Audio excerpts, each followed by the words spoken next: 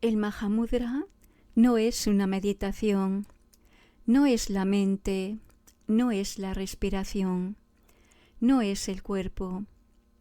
Es simplemente una visión filosófica, tawa en tibetano, que significa vista. Algunas personas piensan que el Mahamudra se puede comparar a una gran paz, una gran calma, una ausencia de pensamientos, una gran felicidad o a una falta de sensación o vacío. Estas formas de considerarlo no son correctas. Numerosos textos comparan el Mahamudra al espacio. El espacio, por sus características de profundidad, amplitud e infinito imposibles de medir, puede ayudarnos a acercarnos de alguna manera a su comprensión. El Mahamudra no puede ser comprendido, no puede ser concebido por la mente. Podemos, no obstante, hacernos una idea. Para conducir un coche es útil tener un itinerario indicando el camino y un parabrisas limpio para verlo. Si falta la primera información, practicar la meditación del Mahamudra puede limitarse solo a una simple comprensión. La etimología del término sánscrito Mahamudra, Chagya Chempo en tibetano, hace referencia a Maha, grande, y Mudra, unión. Existen diferentes tipos de unión. Cuando hacemos aquí referencia a esta gran unión, nos referimos principalmente a la unión de la verdad última y de la verdad relativa. ¿A qué nos referimos? El mundo de los fenómenos en el que observamos las transformaciones podría llamarse el dominio de la verdad relativa. Es cierto que nosotros, los seres corrientes, víctimas de nuestras ilusiones, percibimos este mundo de los fenómenos como dotados algún modo de existencia, lo cual es cierto solo relativamente. En función del punto de vista que tengamos, podemos decir que somos nosotros los que hacemos ser o existir a este mundo. Este punto de vista relativo no es el punto de vista último. Incluso el mismo Buda enseñó que este mundo tiene una existencia, pero que esta realidad no es la última. Por esto, habitualmente, nos referimos al mundo de los fenómenos como perteneciente al orden de la verdad relativa. Dejad que os hable de algo dotado de belleza. Tomemos un objeto como esta flor que hay delante de mí. Pensáis que es bella, y yo también lo pienso. Esta cualidad de belleza es algo que expresamos con relación a una flor particular. La noción de belleza no existe más que en la mente de la persona que la considera como tal. No existe en la flor una cualidad inherente que sea la belleza.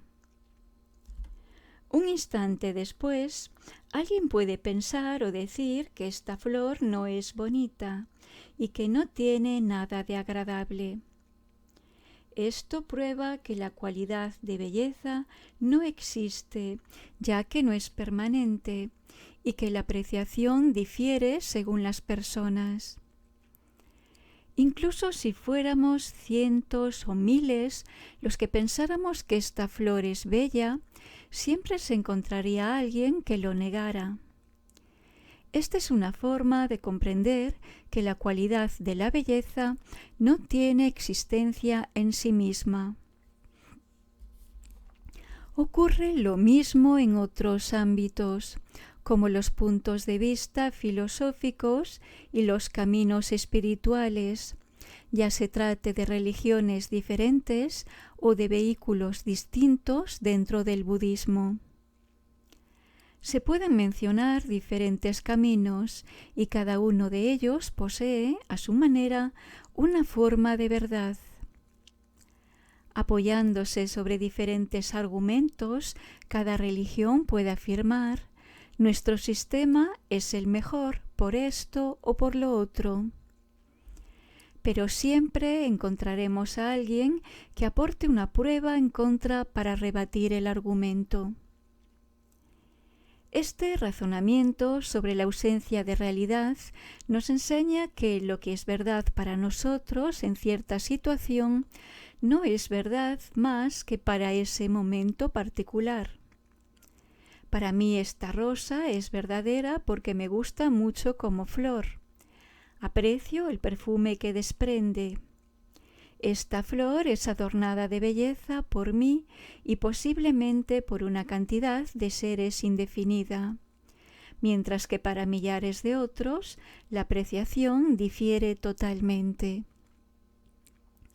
Esto nos lleva a comprender que la verdad es algo relativo a nuestra personalidad, a nuestra manera de ver y de sentir. Esta apreciación de la verdad relativa es un poco como un fenómeno de equilibrio, una oscilación entre la mayoría y la minoría. Tomemos el ejemplo de las elecciones presidenciales. El escrutinio determina quién será el presidente. Incluso si la mayoría es solo de algunos votos, la respuesta se ha dado en términos de escrutinio mayoritario o minoritario. Además, el hecho de ser elegido presidente no está escrito en la frente de la persona. Es simplemente una atribución o una definición relacionada con una función.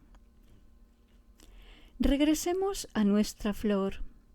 Para la mayoría de los seres humanos, ya sean franceses, americanos, europeos o asiáticos, dejando a un lado las diferencias de idioma o nacionalidad, no cambia nada.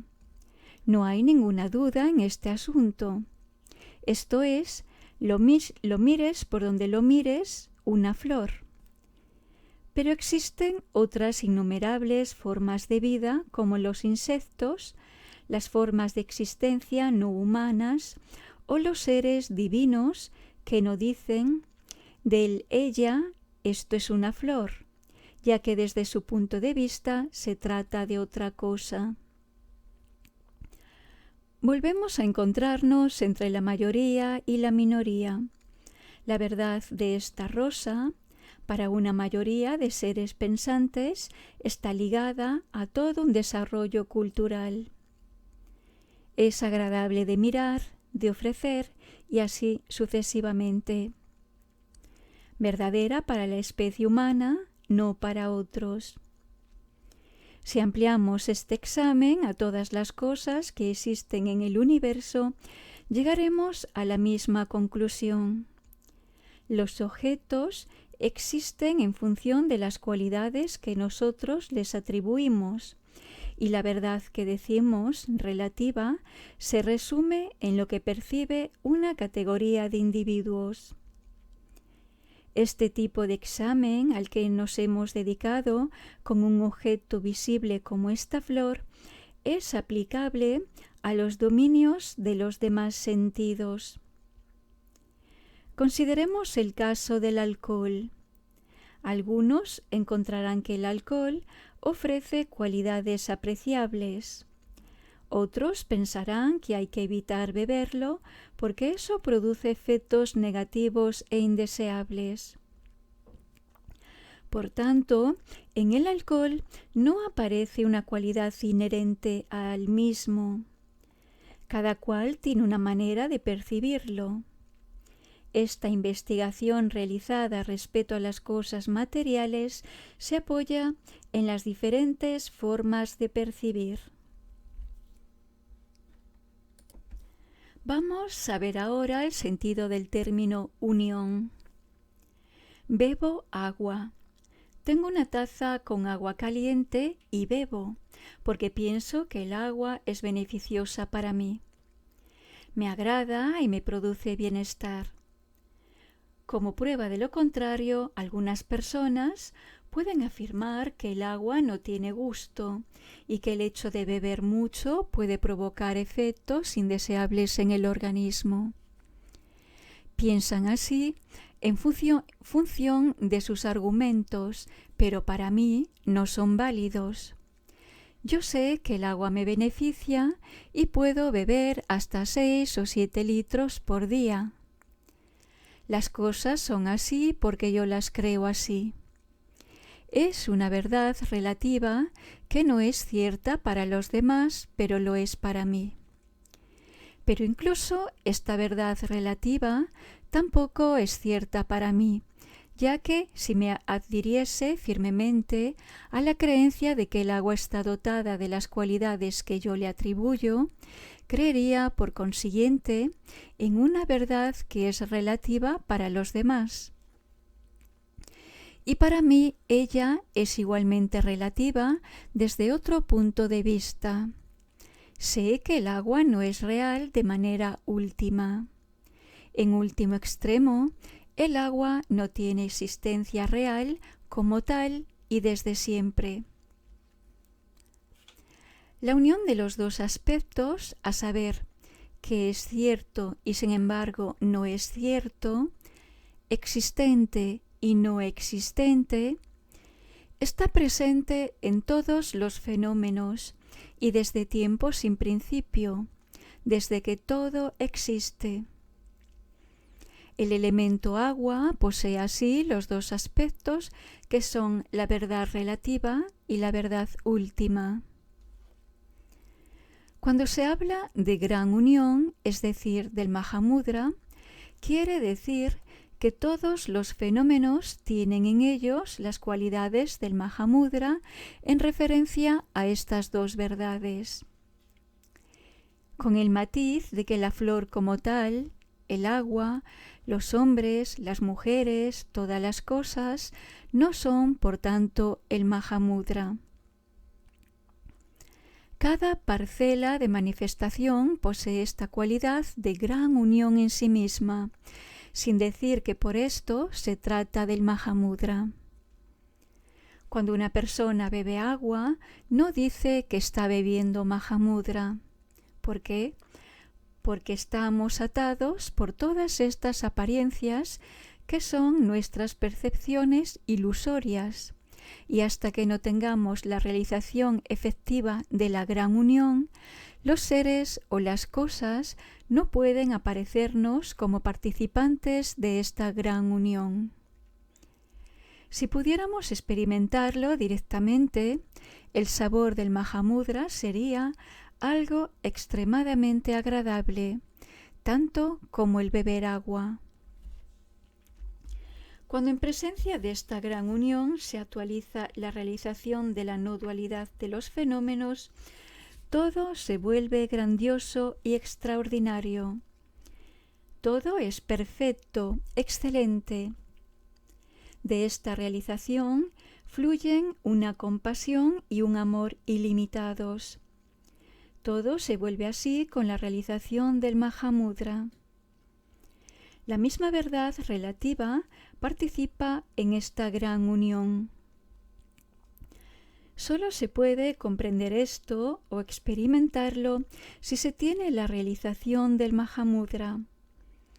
Simplemente, cuando se actualiza este estado de realización y se estabiliza la experiencia, podremos ver el Mahamudra en todas las cosas. Desde ahora podemos tener una cierta comprensión o una cierta interpretación de este estado de realización, pero eso no tiene nada que ver con la experiencia que consiste en realizar y vivir esta gran unión. Tomemos el ejemplo de personas que no hayan ido nunca a la India o al Himalaya y que tengan una cierta atracción por esos lugares. Si ven la posibilidad de ir allí, pueden leer obras serias sobre el tema y obtener una forma de conocimiento que diríamos intelectual. Se harán una idea de los países, de cómo es la vida allí, los paisajes, el clima, los habitantes. Pero eso seguirá siendo una aproximación hasta que no estén en el lugar en cuestión. Pasa lo mismo con la realización de la no dualidad como gran unión. Podemos haber oído hablar o haber leído obras sobre el tema.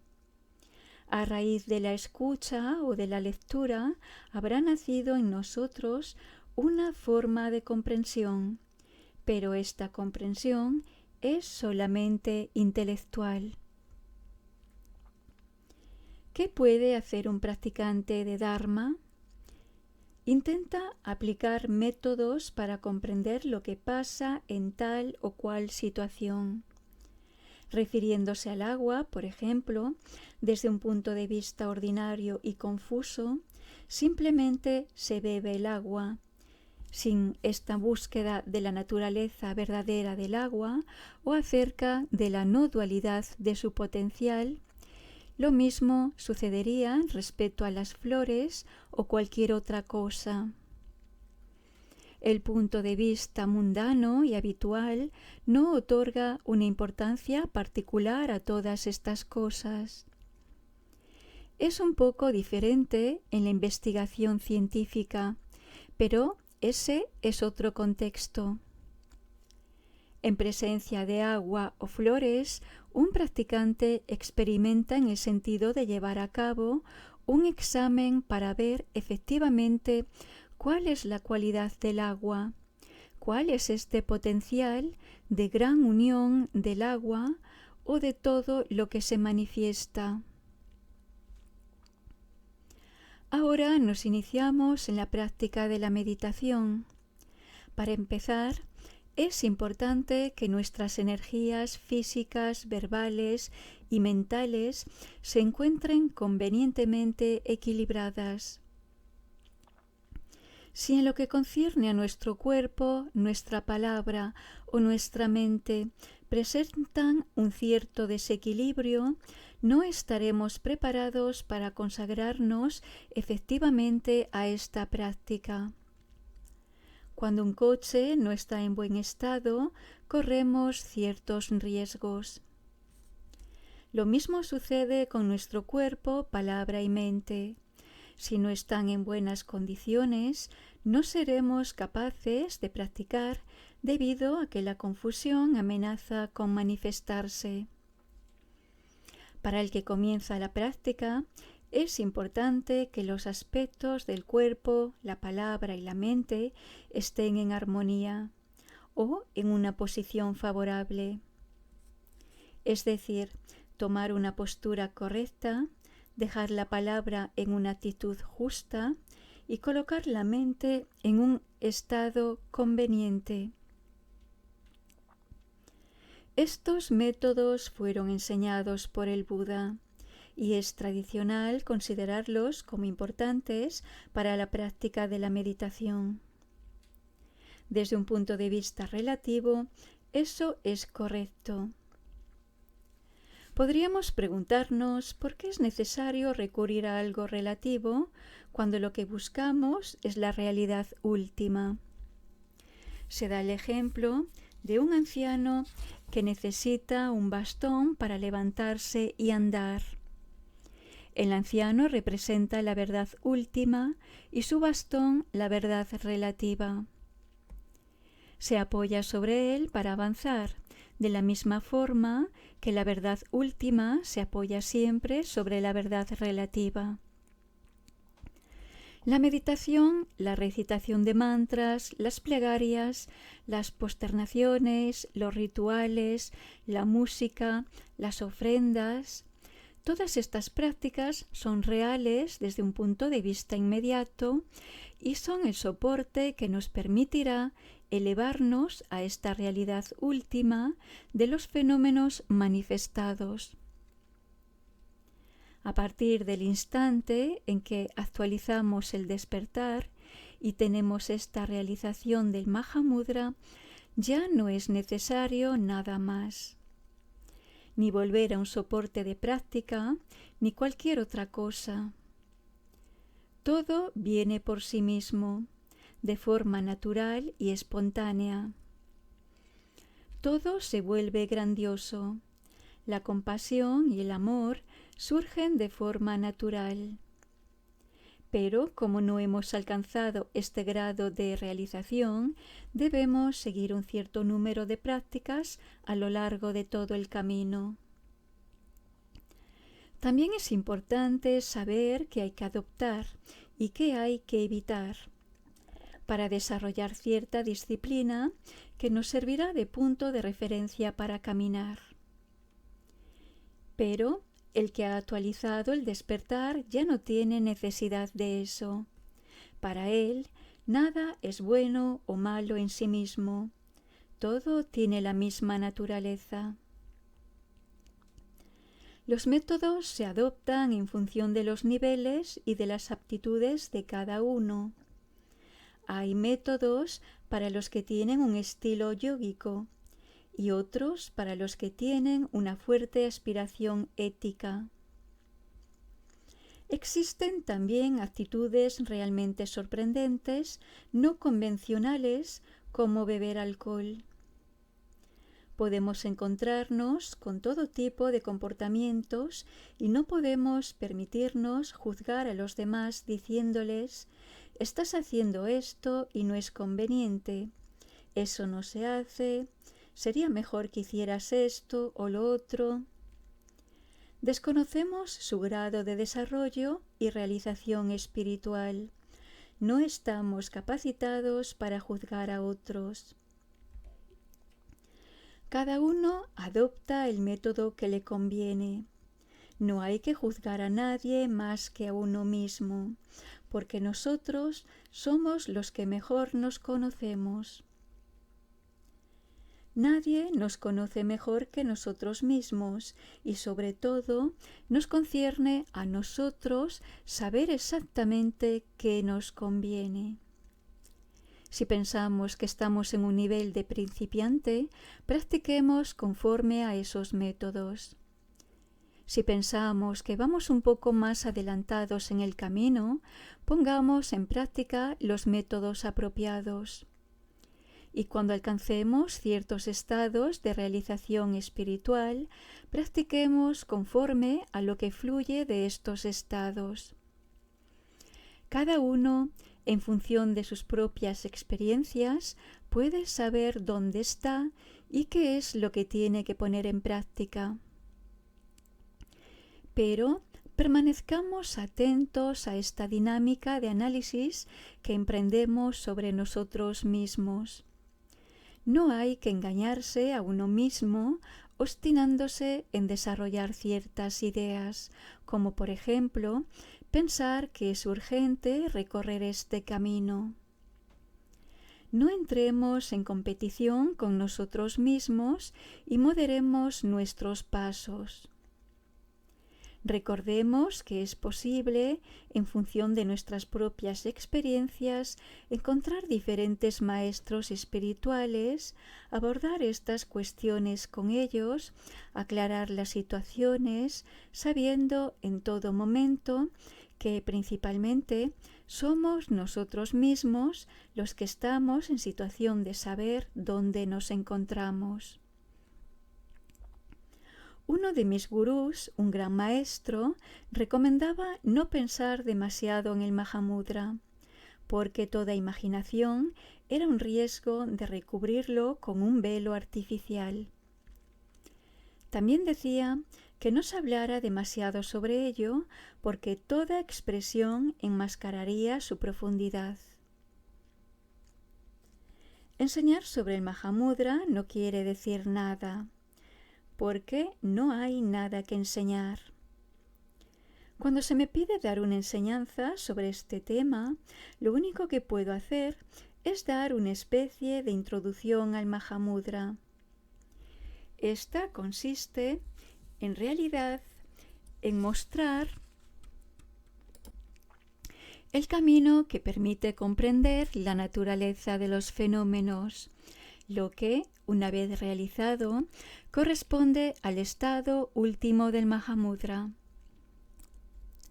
Hay que distinguir entre un primer camino intelectual y fundado sobre la meditación analítica y un segundo camino contemplativo fundado en el reconocimiento del estado natural de los fenómenos, camino más profundo y más eficaz. Para seguirlo es suficiente comprender el fundamento del Mahamudra. Al leer textos de la escuela Madhyamika o de Nagarjuna, podemos comprender que tratan del Mahamudra, aunque no utilicen este término. Sucede lo mismo con la Prajnaparamita, en que el Buda mostró de la forma más clara y directa posible lo que es el Mahamudra.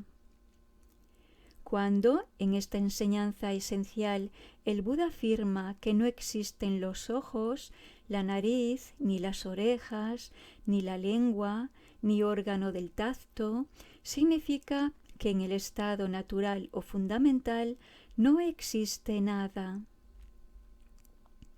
La negación que utiliza aquí no es una objeción ordinaria y no implica que haya algo que rechazar. Es un no más fuerte de lo habitual. Cuando se dice no hay nadie en esta habitación, es porque no hay ninguna persona presente allí, por referencia a una presencia anterior o posterior. Considerar este tipo de negación como última no es correcto. La que el Buda utiliza es un gran no. Entre los 16 aspectos de la vacuidad descritos por el Buda, el aspecto último es la vacuidad de la vacuidad, que es lo que yo llamo el gran no. Cuando encontramos una negación, un no, en ciertos pasajes del Madhyamika, de textos que tratan de Shunyata o de Mahamudra, sabemos que se trata de ese gran no. El valor del no ordinario no tiene ninguna existencia. Esa es la razón por la que hablamos del no o de la vacuidad de la vacuidad. Esta explicación puede ser causa de confusión, porque ciertas personas no están preparadas para el Mahamudra. Algunos textos mencionan bastante directamente nuestros errores, subrayando que el principal consiste en no aceptar el gran no y en aferrarse a una parcela del sí, incluso en la negación, que se nos impone como un fundamento vital. No es conveniente negar una cualidad. Por ejemplo, malo y no bueno no existen más que con respeto a bueno y a la inversa. Ni el uno ni el otro existen de forma autónoma, independiente, porque el bueno es vacuidad y el no que lo niega también es vacuidad. Incluso el mismo no debe ser negado. Esto es lo que condujo al Buda a no enseñar nunca el Brahayana a los oyentes del pequeño vehículo. El Mahamudra reposa sobre la comprensión del gran no. Es una negación muy vasta, sin límite. Es el no del no del no del no, o la vacuidad de la vacuidad de la vacuidad de la vacuidad.